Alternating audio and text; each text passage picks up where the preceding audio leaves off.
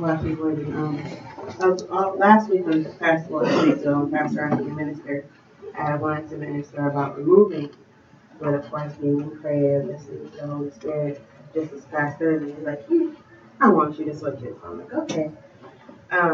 So when I first ministered, it was either the first or second time I ministered on Clean His House. Um, and I got that from listening to the song Clean His House by Isaac Carey. And when I first ministered on it, I focused on the inside, the walls, and the foundation and stuff like that. But as growing older and maturing, you start to see things differently and maturing in God. So this is going to be more of like an interactive one, so you got to pay attention. So when you see this house, when you look at this house, what do you think of it? It's very nice, right? You want to live in there, right? Yeah. It's beautiful. So when I look at this, well, through God's eyes, of course, I see, it's beautiful, it's nice, it's how we carry ourselves. Nice, beautiful. Like people look at it like, oh, where did you get that from? You don't understand what they went through or what they're literally going through on the inside because you're so focused on the outside. And most times we judge a book by its cover and don't even think to read it. So when going so my mom, I'm going to talk a lot. My mom has a fuse box in her house. It's one of the older ones, not the ones that you just pull down and shut off. Like you literally got to screw in the fuse. Okay.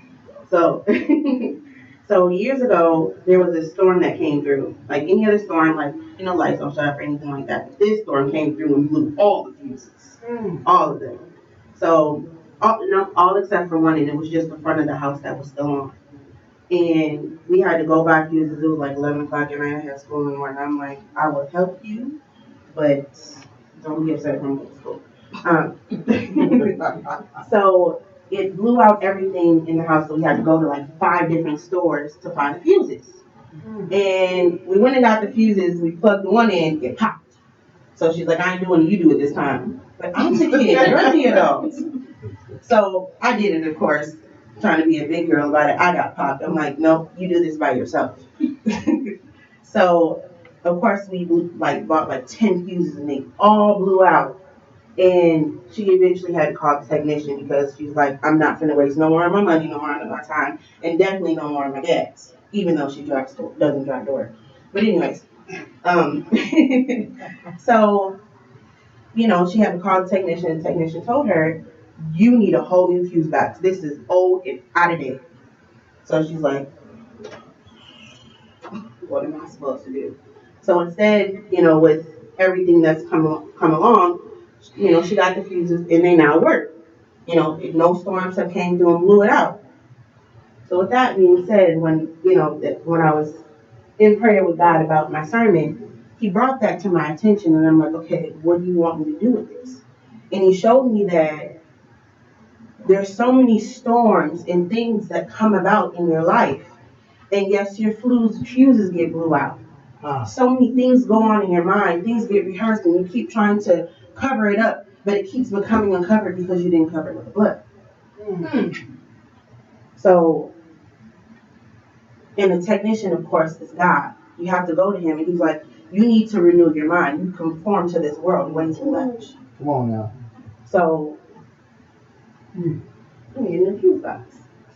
Now, what does the fuse box do? It pushes power to the house. Right. So you can turn on your lights and all of that. So, you can see where you're going. Unless you know the house all too well. So, of course, the fuse box is the brain and the heart of the house. Right? So, if your mind isn't renewed, and it controls every part of your body, then how are you supposed to operate if you're not operating through God? So then it broke me down to the rooms of the house and how some doors we keep closed when company comes over. closed, maybe even locked. Maybe even locked because you have those nosy friends like, what's in that room? Don't go in there. That's none of your business. So, and there's things like that in our mind where we keep things closed off from God, even though we can see exactly what they are because He has it covered with His blood. So He can, of course, see it. So,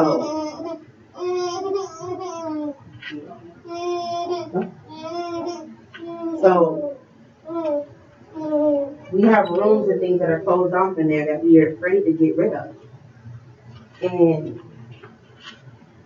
which he brought another story to my mind of husband had a chair. He did that chair. Like it was like old, like broken, like messed up. Messed up. I mean, and it was his favorite chair. He sat in it all the time, fell asleep in it, ate in it, like everything in that chair, played his game in it. And like all the time when I came to see him, I'm like, you need to get rid of this chair. Like it has to go. Like you need a new one.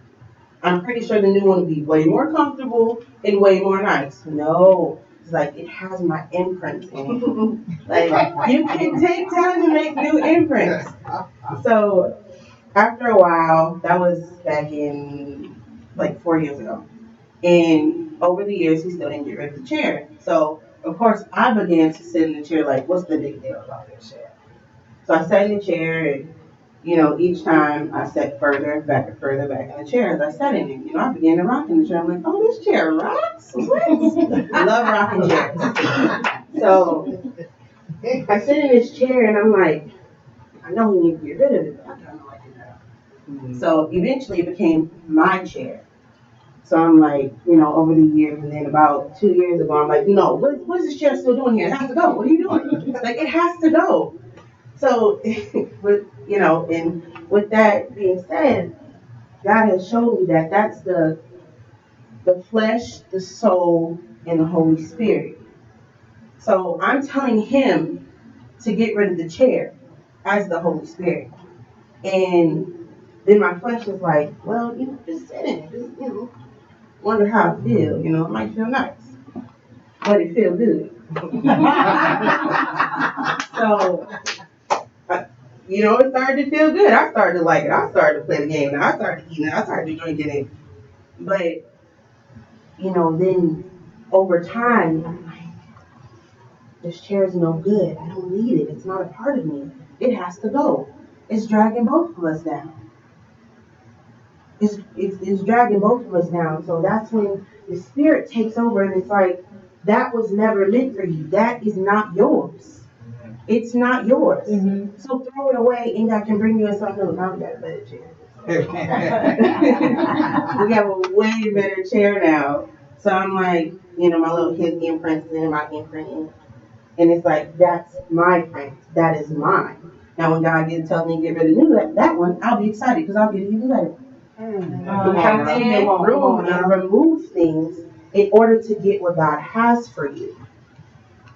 And there's a light in my mom's house because of these guys that when the storm comes, it's the kitchen light. It doesn't like to turn on. Like you flick the switch so many times and it still doesn't come on. So and then she'll leave the switch on and then like 3 days later then it turns on. Mm-hmm. Take your time, why don't you?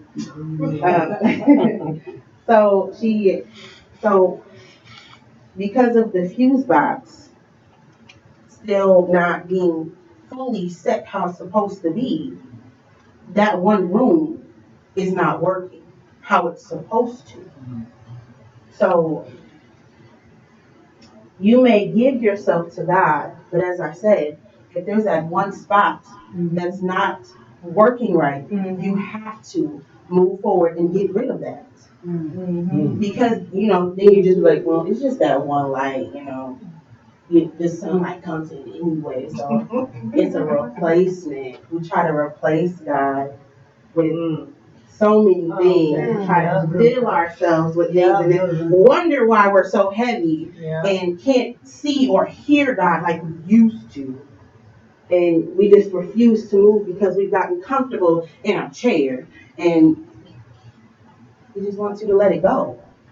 Amen. He just wants you to let it go and fix your fuse box so that you don't have to continuously blow a fuse when you give somebody a piece of your mind. Because then when you give them a piece of your mind, you're giving them a fuse, which means you have no power. Then you're like, what do I do? Like, you gave them a piece of your mind when you weren't supposed to, because you need every single last fuse. You need every single last piece of your mind to operate properly. Man, that's good. Like if you didn't have, I can't remember what part of the brain is called.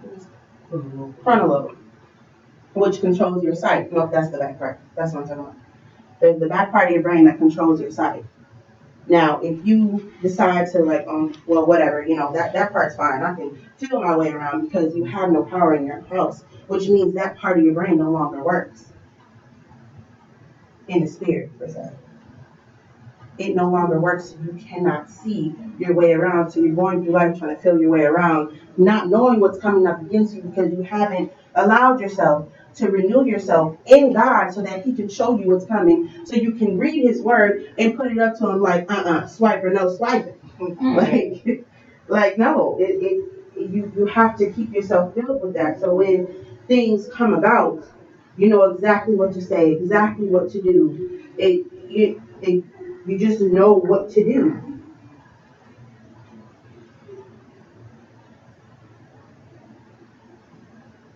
Now, most people say this is the American dream house. The white picket fence right off the water, big backyard, looks like a huge patio in the back, a pool, everything you could ever imagine on the outside of your house. And of course, you have to work really hard to get a house like this, right? It's right off the water. It's beautiful. So no one ever said that to simply ask for something of God and to immediately get it, that it would immediately come when you first step into being a renewed person in God. So you have to work for it. Like they probably had to work maybe 40 years just to get a house like this. So it was never said that everything would be easy and that you immediately have a house that looks like this on the outside and looks the same on the inside. Because it's a process of coming from the inside out. Yeah. So right now, I see, I had a friend whose house, I went there and I'm like, oh, nice house. But I only seen it from the inside. So I allowed myself to judge it on the inside. It looks beautiful. And later on, I found that her mom was a pastor. So I'm like, and when I talked to her, she said, because she knows, she looks out the window just to see people's face when they first look at her house, and she was like, "You judged my house from the outside, didn't you?" I'm like, "No, no, I didn't." She's like, "I know you did because you made that face everyone makes when they first see it, and when you came inside, you looked around. This is nice." And you felt the atmosphere of the house that was so beautiful and so peaceful and so nice. So it's not about the outside. And that's when I began to understand that is you don't have to have the most perfect hair, the most slicked down edges or anything like that, or the newest weave or the newest haircut or anything like that, just so people see the God in you. Amen. Because if you allow Him to clean you from the inside out, your light shines bright and they immediately see God. Amen. Amen. Amen. Immediately see God. So it's not about all it is. It's not about all of that. It's not about that. It's not about that. It's a process. And eventually, yeah, I mean, you can still look nice and be a, a Christian. You can still be that. I'm not saying that you shouldn't be, but you shouldn't be so concerned with what's on the outside. Because then you get so focused on keeping all of this up to date that you're not keeping this up to date. Come on. That you're not keeping it up to date. And then over time you're like, oh, I'm so beautiful, but yet you feel so ugly. Like, what happened? You didn't continue feeling yourself so that He would spill out.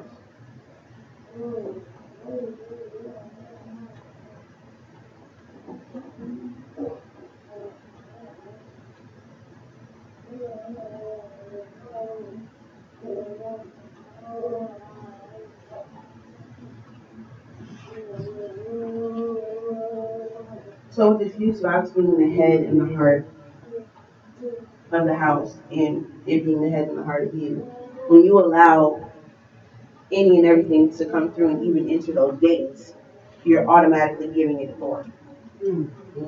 Automatically giving it authority because you let it enter. So we think that, okay, just let them come to the doorstep and they ain't gonna touch nothing. No, you've already welcomed them in. So you've already given them that power and authority to change your atmosphere and your surroundings. So you shouldn't even let them on the sidewalk. You shouldn't even let them on the sidewalk. You can stay on the street because the city owns that. you shouldn't let them in at all.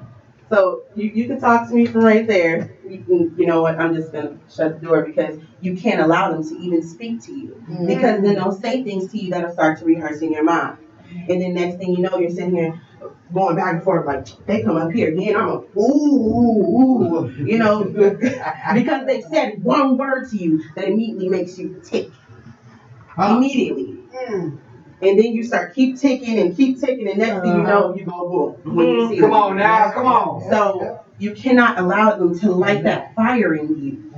Only the fire of God should be in you. Amen. Come on now. Amen. So that when they get you burning, they get hot with God. That's good now. Yeah.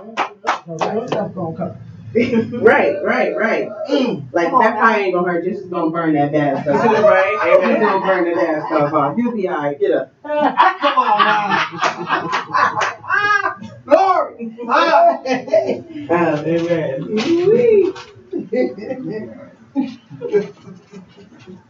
So when being the head of the heart of the house, with those people coming in, and sometimes they come in, you can't see exactly who they are. You can't see exactly what they're operating in, and that's where it comes in. You have to pray to God to have a discerning spirit. You have to have a discerning spirit because then you'll allow so many people in, and next thing you know, your atmosphere of your house is filled with unforgiveness, hurt, pain, and I say the worst of all is unforgiveness. To me, unforgiveness is an infection. An infection that I know I'm not sure if it's, medically possible, but turns into a disease that you then have to get surgery for. But you have to give God that access to get in and remove it. Come on now. Because you be like, oh, I forgave him. That's just saying it. You have to literally let him come in and you lay that at the altar and like, I can't handle it no more because it's proven that when you carry around so much hurt and unforgiveness, it begins to literally deteriorate your body.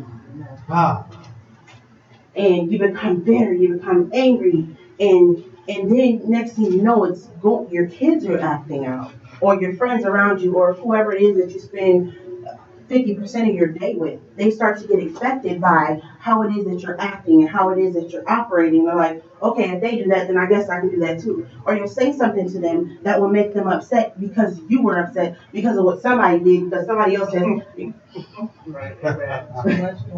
too much.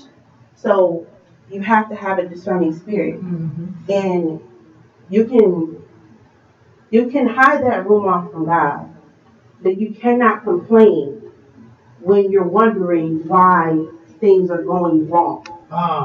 You cannot complain because God told you plenty of times, if you let that go,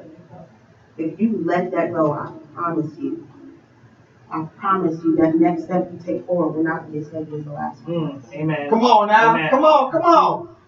It won't be as heavy as the last one was. So, with this gate, you make that your hedge of protection. He said you'll hem you in before and behind. So as you can, this isn't the picture I really wanted, but the picture I wanted was for the gate to go all the way around the house, including the huge patio on the back. Because you can't leave anything out. That means the hedge got to go around the kids too. Because unfortunately, spirits will try to get on your kids to get to you. So you have to have yourself pinned in behind. You don't get out and you don't let nobody in unless God says so.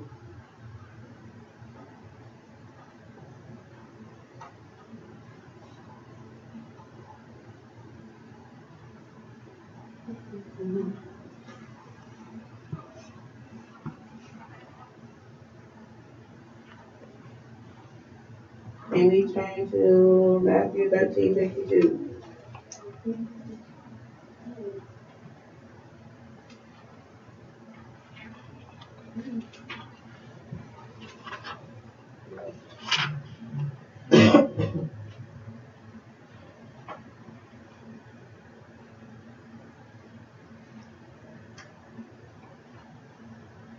Amen over there.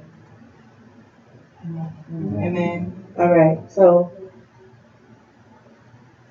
in this scripture it says, He said to them, therefore, every scribe who has become a disciple of the kingdom of heaven is like the head of a household, who brings out his treasures, things that are new, fresh, and things that are old and familiar.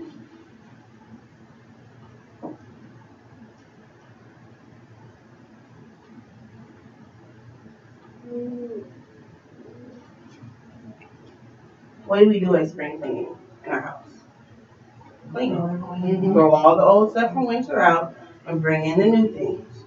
But it's always a few things we keep because we're like, I can still use that. You know, spring is coming, so I'm gonna get my workout on. I'm gonna fit into that. So we keep those things instead of giving them to someone else when they need it, and completely throwing out the old things of which we won't want anyone else to have. But instead of bringing in everything new and throwing out the old, we decide to store the old in the attic. Like, okay, nobody goes up there, you know, so and so too scared to go up there because there's spiders, and so and so ain't scared of the spiders, but they're scared of the webs. So ain't nobody gonna go up there. They ain't gonna touch that. They ain't gonna see it. So over time, you know, years and years go past, and you do the spring cleaning, and then you do the cleaning before fall, where you take out all the summer clothes and bring in all the winter clothes, and you keep storing stuff in the attic, not thinking about, you know, there's nothing really holding the attic. So eventually, once you put all these things up there, instead of cleaning it out, because that needs spring cleaning too, you begin to, I've seen this happen myself, where they've had tons and tons and tons of things in the attic, and the whole top of the house literally collapsed.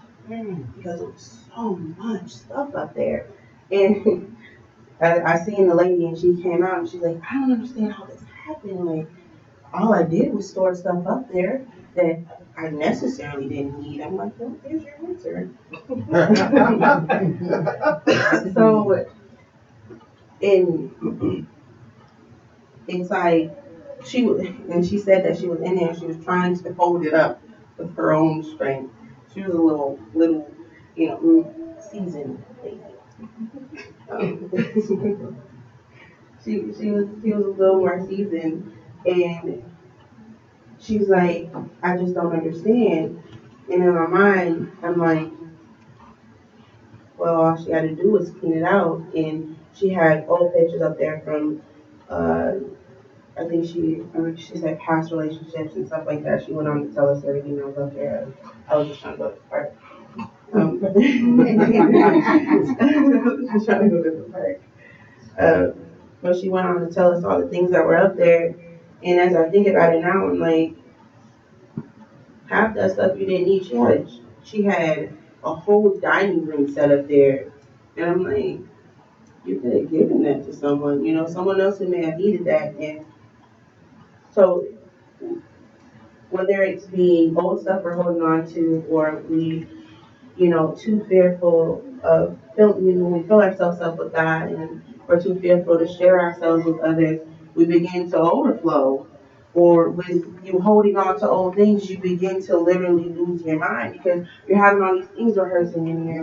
You're trying to move forward, but every time you take a step forward, the devil knocks you back with that one memory of something 5 years ago that happened somewhere at some time with somebody because they did something to you.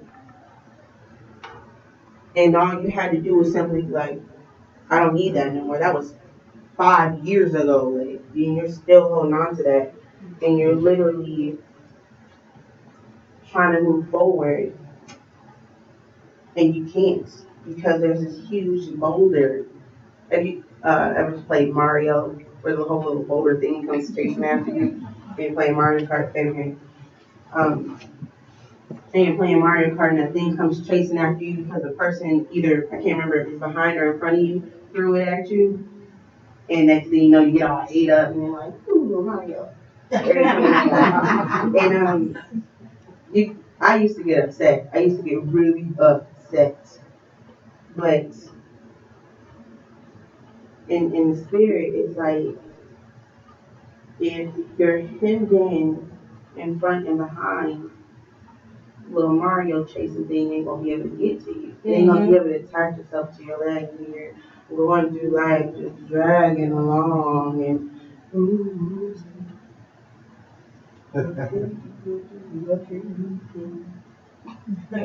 you know, when your key is right in your hand, where you just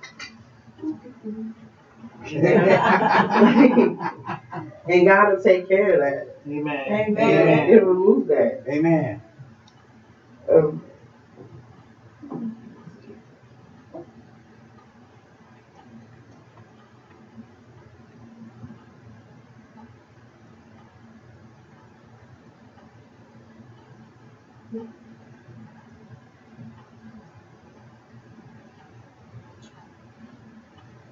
you turn to John 24:14 to 15.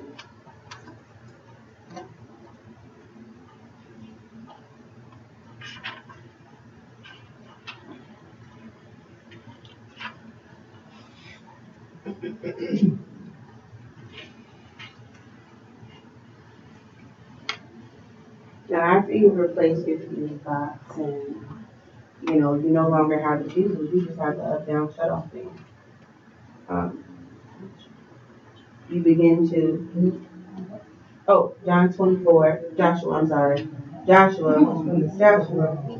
I wrote it down wrong in my book, but I have it right here. Joshua 24:15, 14 through 15.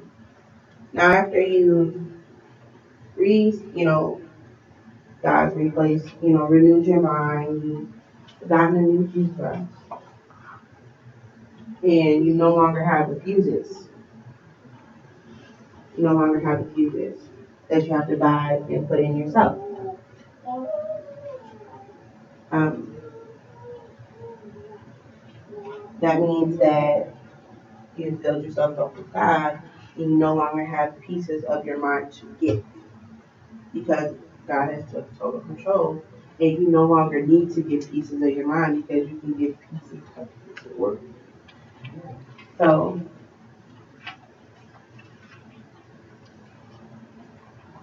everyone in? Alright. Now therefore, fear the Lord, serve Him in sincerity and in truth, and put away the gods which your fathers served on the other side of the river and in Egypt. Serve the Lord. And if it seems evil to you to serve the Lord, choose for yourselves the day whom you will serve. Whether your fathers served, which your fathers served, that were on the other side of the river, or the gods of the Amorites, in whose land you dwell. But as for me and my house, we will serve the Lord. Come on now. So, when I went to my friend's house, I was about, I want to say 13. And, I'm like, she's a pastor. I'm like, she's cool. So I was listening to a particular song. She's like, turn it off. I'm like, I'm sorry. It wasn't like a horrible song. It was one of the dance songs that she didn't completely agree with because of the research that she had done. And she told me to turn it off and she began to read back to me. And I'm like, hey. I didn't really understand. I'm like, okay, sorry. So when almost everyone I know has that scripture on the wall in their house. So I'm like, okay, this is prayer. So, so as long as you keep that in the forefront of your mind and remind yourself, whereas me in my house, this is your house. You are the house. Come on. You will serve the Lord. No one else, nothing else. That's it. That is the most important thing. Because there'll be so many things that come along, like uh, a brand new car, and you will have like, don't touch it, don't slam the door, don't open it and redo it. And like, don't touch the windows. Uh, like, be careful when you open the door. I know I can't remember who it was, but they would make you, if they park close to another car, they'd make you put your hand on the outside of the door so that when you touch the car, it doesn't touch the other car. I'm like, that is a lot of work. I just want to get out the car. But they idolize and worship their car. I'm like, this is my way to work. I'm like, well, there's plenty of other ways of transportation, but I'll let you have that one. Um, in as we begin to focus more on other things, we lose sight of God. Mm-hmm. And we begin to put ourselves in a boat without a paddle and begin to drift further and further and further away.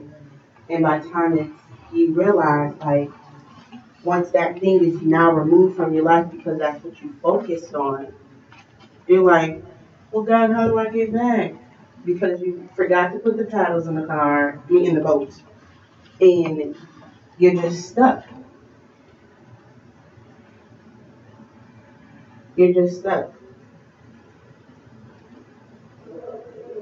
And you're out there wandering and wandering in the wilderness as if you're lost, as if you don't know how to get back. When you can simply paddle your wheel. When there's a will, there's always a way to get there. Always a way. Because you thought yourself there. You put yourself there. But you can always ask God for his help to bring you back and continue to stay focused on him who's on the shore. But you're letting so many things that are under and around you in the sea, or ocean, I mean it's ocean, the sharks and everything, like I can't do this, like they're gonna get me. They're gonna get me. Like, you're so focused on the other things around you.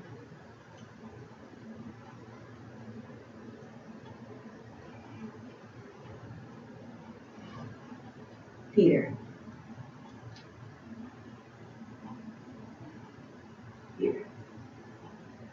When he got off the boat and he walked to God, he began to look at the things around him. And he began to sink.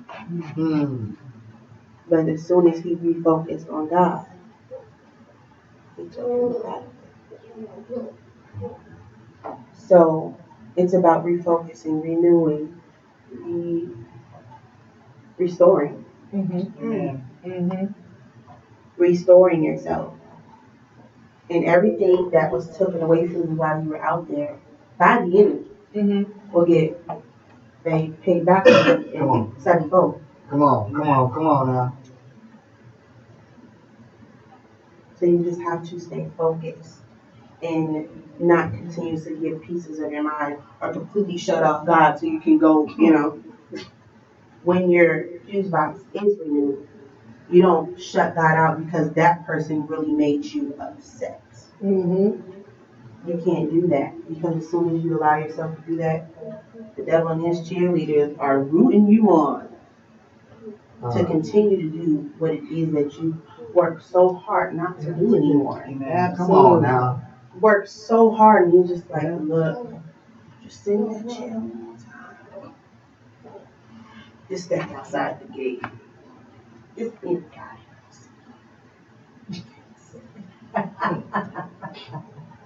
Yes, he can to you. He can. He really can. And God's self is, you know, rooting you on to do what it is that's right. Amen. You just have to discern and keep your light.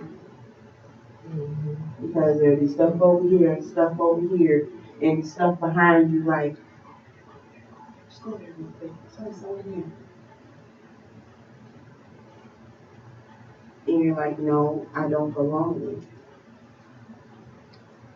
I don't belong with. That's not for me. Now, when I see them and they're out of there, I can minister them and let them know you shouldn't be there. That's not for you. Even though it's clinged onto you, you have the power to remove that. Amen. You have the power to remove that and not make it yours anymore. Or anybody. You have the power to completely wipe it out. But you have to believe that you have that. Amen. Because that's where it starts. Faith of the mustard seed that you. Huh. And then you can turn it to the seed of man. Absolutely.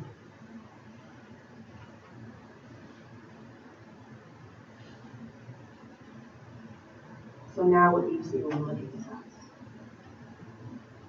Yourself. You can be beautiful on the outside and in. It doesn't have to be one or the other. But you must work on the inside first. Wow. The inside job. Ah.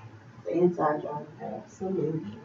And it's okay while you're wanting that transformation of cleaning yourself out for people to see.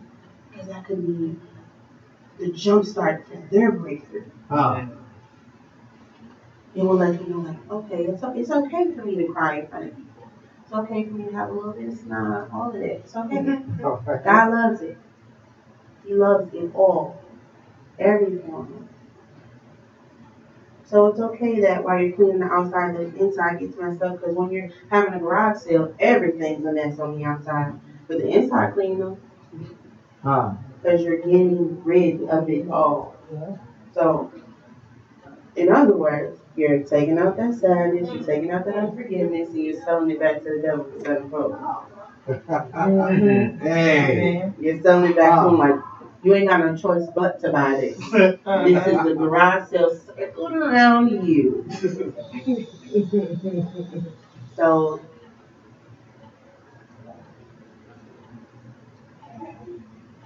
when I seen this picture, when I first started ministering on this, I'm like, when I first started working on this sermon years ago, I'm like, what do you want me to look at a house for?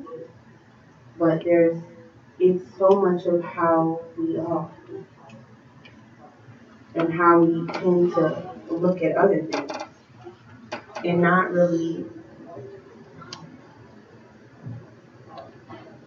pay attention or even realize that it's an inside job. Like, it's an inside job. And you must trust him that everything will get better, everything will start to look better. It may not look the best or be the best, but in your eyes, you're the apple of his eye. Huh. He thinks you are so precious and so beautiful, whether your grass are cut or whether it isn't. Whether you have the best of the best on or whether you have clothes from Walmart, like it doesn't matter what your appearance is, as long as when you talk to someone, all they hear is God. All they see is God. Come on now. All of that doesn't matter at all. And then when you have a situation at work or wherever, and you don't respond the way you used to, they're like, can you get out of there? Come on. And then they begin to realize what's happening. Let me go and apologize. Absolutely. Because they see that God in you. Amen. Amen. and then you continue to treat them with respect Mm-hmm. and continue to talk to them like you regularly would, Mm-hmm. so Oh, then eventually they step into your territory. well, Eventually they step into your territory because they're like, why ain't you get mad at me? Why ain't you yell at me? Mm-hmm. What's wrong with you? You got Jesus. oh, I didn't expect the word to come out like this. So, yeah, so, but just remember that the way that the house continues to stay powerful, the way that it continues to light up your way so that you can see, start to hear. amen. Amen. Amen.